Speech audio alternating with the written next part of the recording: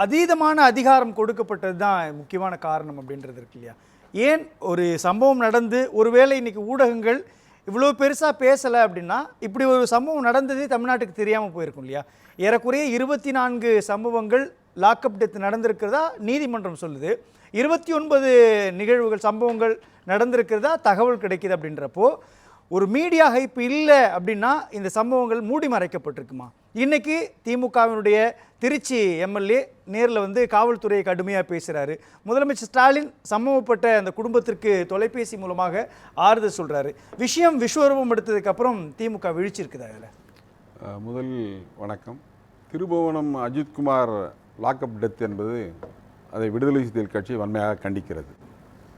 பொதுவாகவே காவல்துறை என்பது ஒடுக்கப்பட்ட மக்களை அல்லது விளிம்பு நிலை மக்களை, அதிகாரம் இல்லாத மக்களை, பணம் பலம் இல்லாத மக்களை ஒடுக்குமுறை செய்கிற ஒரு கருவியாக தான் இருக்குது. பொதுவாகவே காவல்துறை என்பது ஆட்சி முறை என்பதும் கூட மக்களை ஒடுக்குகிற ஒரு கருவியாக தான் இருக்குது. அதிலும் குறிப்பாக காவல்துறை என்பது தொடர்ச்சியாக வந்து மக்களை, எளிய மக்களை ஒடுக்குகிற கருவியாக இருக்குது. இந்த லாக்அப் டெத் என்பது ஏன் இது நிகழுது? இதுக்கு பொறுப்பு வந்து காவல்துறையும் அரசும் தான் இதற்கு பொறுப்பேற்க வேண்டும். அது எந்த அரசாக இருந்தாலும், திமுக அரசாக இருந்தாலும், அதிமுக அரசாக இருந்தாலும், எந்த அரசாக இருந்தாலும் இதை பொறுப்பேற்க வேண்டியது காவல்துறையும் இந்த அரசும் தான். ஆனால் இதுக்கு என்ன காரணம் என்று நாம் பார்க்குற போது ஏன் இந்த மாதிரியான லாக்அப் டெத்தெல்லாம் நடக்குதுன்னு சொன்னால், போலீஸ் அந்த மனப்பான்மை என்பது அவங்க ஒரு ஆட்சியாளர்கள் ஒரு புறம் இருந்தாலும் கூட போலீஸுக்கான ஒரு கேரக்டர் இருக்குது. அது தமிழ்நாட்டில் மட்டும் இல்லை, இந்தியா முழுவதும் இருக்கக்கூடிய ஒரு கேரக்டர் வந்து அவங்களுக்குன்னு ஒரு தனியாக ஒரு கேரக்டர். என்ன கேரக்டர்னா அது அதிகார மமதை. நம்ம மிஞ்சி யாரும் கேள்வி கேட்க முடியாது, நாம் தான் பெரியவர்கள், நாம் கேள்வி கேட்பதற்கு ஆள் இல்லை, நாம் எதை வேணாலும் செய்யலாம் என்கிற எண்ணம், அந்த மமதை அவர்களுக்குள்ளே வேரூன்றி இருக்குது. சட்டத்தின்படி செயல்படணும், அதுதான் வந்து முறை. ஆனால் சட்டத்தை மீறி அங்கே நடக்கிறதுக்கு பல்வேறு காரணங்கள் இருக்குது. இப்போ காவலர்களுக்கான போதிய அது சென்சிட்டைஸ் பண்ணாமல் இருக்கிறது ஒரு காரணமாக இருக்குது. காவலர்களுக்கு அதிகமான நேரம், வேலை நேரம் வந்து 24 மணி நேரம் வந்து கொடுக்கும்போது அந்த எரிச்சலையும் அவன் வேலை செய்கிறான். அது மட்டும் இல்லாமல் காவல்துறையில் இருப்பவர்களுக்கு சாதிய எண்ணம் இருக்குது, அது ஒரு பெரிய காரணமாக இருக்குது. காவல்துறையில் இருப்பவர்கள் வந்து இந்த லாக்அப் டெத்தெல்லாம் யாருக்கு நடக்குது? எளிய மக்களுக்கு நடக்குது, விளிம்பு நிலை மக்களுக்கு நடக்குது, அதிகாரம் இல்லாத மக்களுக்கு நடக்குது. எங்கேயாவது உயர் சாதி இந்துக்களுக்கு அல்லது மேல்தட்டு வர்க்கத்தை சேர்ந்தவர்களுக்கு அல்லது மிகப்பெரிய பணக்காரர்கள் யாராவது லாக்அப் டெத்ல வந்து புரியுது மரணம் அடைஞ்சிருக்காங்க. எனக்கு இப்போ ஒரு திரைப்படம் வருது, அந்த திரைப்படத்தை பார்த்துட்டு ஒரு மனம் கலங்கி முதலமைச்சர் ஸ்டாலின் ஒரு எக்ஸ் தளத்தில் ஒரு கருத்தை பதிவிடுறார். ஆனால் இந்த சம்பவம் ஏறக்குறைய 24 சம்பவங்கள் லாக்அப் டெத் நடந்திருக்கு அப்படின்னு வந்து இப்பொழுது தானே அவர் வந்து பேசுகிறாரு.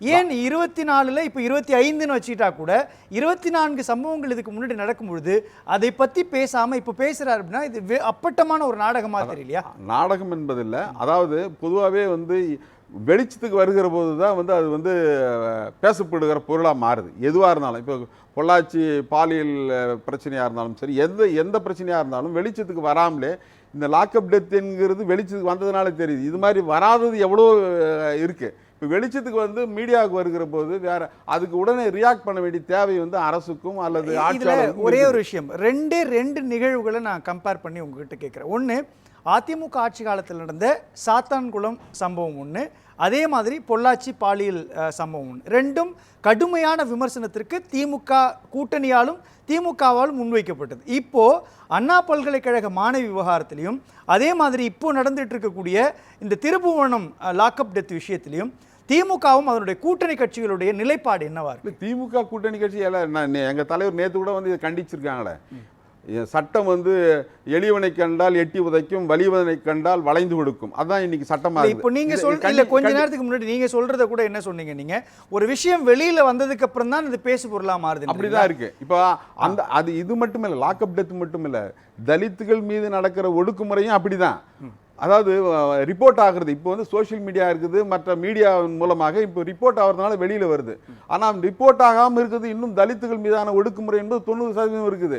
காவல்துறை அத்துமீறல்கள் 90% இருக்குது. அது வெளியில் வரல. இதுக்கும் அரசுக்கு சம்பந்தம் இல்லை. எது இதுக்கும் அரசுக்கு சம்பந்தம். இதை கட்டுப்படுத்த வேண்டியது அரசினுடைய கடமை. அதுக்கு பொறுப்பாக இருக்கக்கூடிய முதல்வருடைய கடமை. அவருக்கு இதுக்கு பொறுப்பு இருக்குது. அவர் காவல்துறைக்கு அவர் தான் தலைவராக இருக்கார், அமைச்சராக இருக்கார். அதனால அமைச்சர் முதலமைச்சர் என்கிற அடிப்படையில் அவருக்கு பெரும் பொறுப்பும் கடமை இருக்குது என்பதுதான் உண்மை.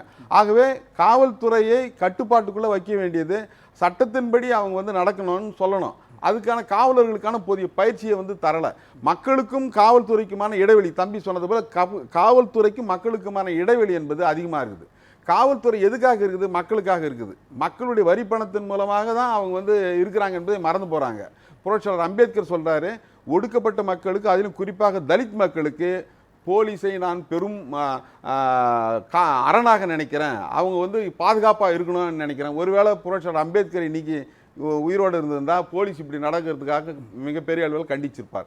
போலீஸ் மீது அந்த அளவுக்கு நம்பிக்கை வைத்தாங்க. ஆனால் அந்த போலீஸ் வந்து சட்டத்தின்படி நடக்காததும் அது அவங்களுக்கு இருக்கக்கூடிய அந்த ஆதிக்க மனப்பான்மை, அந்த அதிகார எனக்கு வரக்கூடிய கேள்வி, இந்த ஆதிக்க மனநிலை, இந்த ஆதிக்க மனப்பான்மை அண்மை காலமாக மட்டும் ஏன் அதிகமாகணும்? ஆம்ஸ்ட்ராங் படுகொலை தொடங்குது, அது தொடர்ச்சியாக நடந்த திருவேங்கடம் என்கவுண்டர் வரை 24, 29 லாக்அப் டெத் நடந்திருக்கு. அப்படின்றப்போ காவல்துறைக்கு ஏன் இவ்வளவு நிலைப்பாடு மாறணும்? பொதுவாகவே வந்து காவல்துறையினுடைய நிலைப்பாடு என்பது இப்படி தான் இருக்குது. அது எந்த ஆட்சி நீங்கள் வந்து குறிப்பிட்டு திமுகவை வந்து கார்னர் பண்ணி இல்லை காரணம் இயல்பாகவே கேட்குறேன். ஏன்னா அதிமுக ஆட்சி காலத்தில் எத்தனை லாக்அப் டெத் நடந்திருக்கு அப்படின்றது விவரம் இருக்கு. அதிமுக ஆட்சியிலையும் லாக்அப் டெத் நடந்திருக்குது. அதுக்கு என்ன காரணம் என்பதை புரிந்து அதற்கான தீர்வை நோக்கி நகரணும். அப்போ என்ன தீர்வு? இப்போ வந்து இவன் வந்து லாக்அப் டெத்தில் வந்து இறந்துட்டான், அது உடனே அவனுக்கு வந்து இது 302 வந்து அவன் மேலே போடுங்க, 302 போட்டு அவனை வந்து அரெஸ்ட் பண்ணுங்க, உள்ள தள்ளுங்க, நடவடிக்கை எடுங்க. அல்லது அதுக்கு உடந்தையாக இருக்கவங்களெல்லாம் வந்து உடனடியாக வந்து பதவி நீக்கம் செய்யறேன்னு சட்டம் கொண்டு வாங்க. இதுக்கான தனி சட்டம். இதில் என்ன பண்ண போகிறோம்? இப்போ சாத்தன்குளம் சம்பவம் நடக்கும் பொழுது அதில் நீதி கிடைக்கும், நீதி பெற்று தருவோம்னு சொன்ன திமுக அரசாங்கம் ஏறக்குறைய 4 ஆண்டுகளுக்கு மேலே அந்த வழக்குன்றது விசாரணைக்குள்ளே தான் இருக்குது.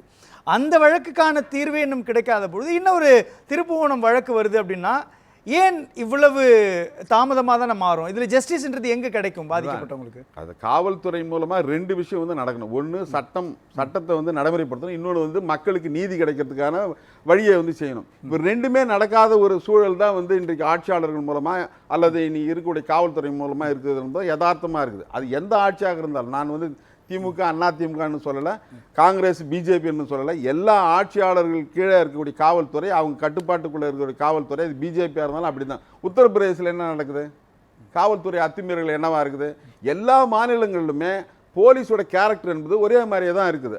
அவங்க வந்து மக்களுக்காக பணியாற்றுகிறோம் என்பதை மறந்துவிட்டு சட்டத்தை தங்களுடைய கையில் எடுத்துக்கிறாங்க. சட்டத்தை நடைமுறைப்படுத்துவதற்கு, சட்ட ஒழுங்கை பராமரிப்பதற்கு தான் காவலர்கள் இருக்காங்களே வழியா, காவல்துறை இருக்குது வழியா, அந்த சட்டத்தை தனதாக்கி எடுத்துக்கொண்டு எளிய மக்களை எட்டி வரும். இப்போ இந்த கேஸில் தண்டனை என்பது சம்பந்தப்பட்ட நபர்கள் குற்றவாளிகளுக்கு தண்டனை வாங்கி தருவோம்னு முதலமைச்சரே உறுதியளிக்கிறார்.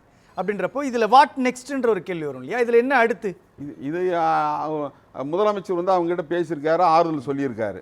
அது மட்டும் போதாது, அவர்கள் யார் இதுக்கு காரணமோ அவர்கள் மீது உரிய தண்டனை, அவங்களுக்கு தண்டனை பெற்று தரணும். ஒன்று. 2வது, இது மாதிரி வராமல் தடுக்கணும். அதுக்கு காவல்துறைக்கு போதிய இன்ஸ்ட்ரக்ஷன்ஸ் கொடுக்கணும். 3வது, அவங்களுக்கு பயிற்சி கொடுக்கணும். 4வது, இதற்கான ஒரு சிறப்பு சட்டத்தை கொண்டு வரணும். இப்படி தொடர்ந்து லாக்அப் டெத்தும் என்கவுண்டரும் வந்து மனித உரிமை மீறல் வந்து நடந்துக்கிட்டே இருந்ததுன்னா என்ன பொருள் இருக்குது? ஒரு ஆட்சிக்கான இதுக்கு என்ன பொருள் இருக்குது? ஆகவே இந்த மனித உரிமை மீறாமல் நடப்பதற்கு, சட்டத்தின்படி ஆட்சி நடப்பதற்கும், சட்டத்தின்படி காவல்துறை முதல்ல சட்டப்படி நடக்கணும்னு சொன்னா முதல்ல காவல்துறை தான் அதை ஃபாலோ பண்ணணும். ஆட்சி நடக்கலையா? அப்போ சட்டத்தின்படி காவல்துறை செய்யல. இப்போ ஒட்டுமொத்தமா 100% காவல்துறையினர் இருக்காங்க, 100% வந்து தப்பு செய்யல. அதில் எங்கேயோ ஒரு இடத்துல இது நடக்குது, இது மாதிரி நடக்குது. அதுவும் நடக்காமல் தடுக்க வேண்டியது தான் ஆட்சியாளருடைய பொறுப்பு, காவல்துறை அதிகாரியுடைய பொறுப்பு. அதை நடக்காமல் தடுப்பதற்கான வழிமுறைகளை, அதற்கான விதிமுறைகளை வகுக்க வேண்டியதும், அதற்கான சட்டங்களை வகுக்க வேண்டியது தான் அரசினுடைய கடமை.